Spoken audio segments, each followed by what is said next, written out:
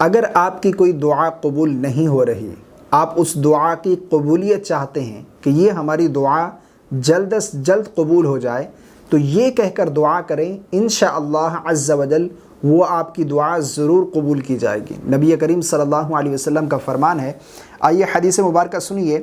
حضرت عبادہ بن صامت رضی اللہ تعالی عنہ آپ فرماتے ہیں کہ نبی کریم صلی اللہ علیہ وسلم نے ارشاد فرمایا، جو رات کو بیدار ہو، یعنی جو شخص بھی رات کو بیدار ہو، کوئی شخص سویا ہوا تھا، رات کی کسی پہر، رات کے کسی حصے میں اس کی آنکھ کھل گئی، وہ بیدار ہو گیا، فرمایا جو رات کو بیدار ہو اور وہ یہ کہے، لا الہ الا اللہ وحدہ لا شریک لہ لہ الملک ولہ الحمد وہو علی کل شیء قدیر الحمد للہ سبحان اللہ ولا الہ الا اللہ واللہ اکبر ولا حول ولا قوة الا باللہ۔ پھر یہ کہے، اللہم اغفر لی، اے اللہ میری مغفرت فرما۔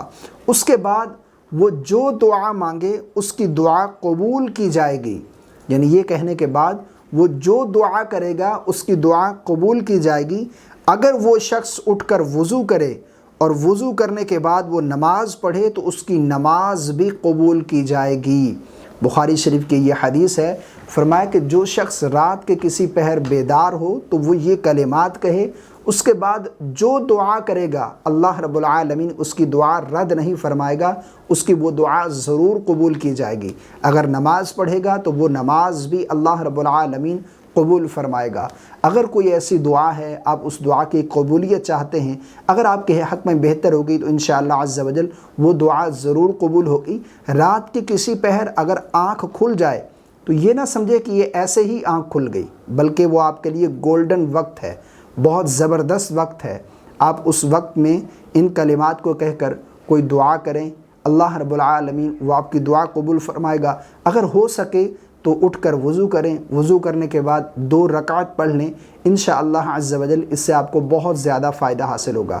مجھے امید ہے آپ کو میری باتیں سمجھ آ گئی ہوں گی۔ اللہ تعالی ہم سب کو عمل کی توفیق عطا فرمائے۔ اس کلپ کو دوستوں تک ضرور شیئر کیجیے گا، ویڈیو کو لائک کیجیے گا، مجھے اپنی دعاؤں میں یاد رکھیے گا۔ السلام علیکم ورحمۃ اللہ۔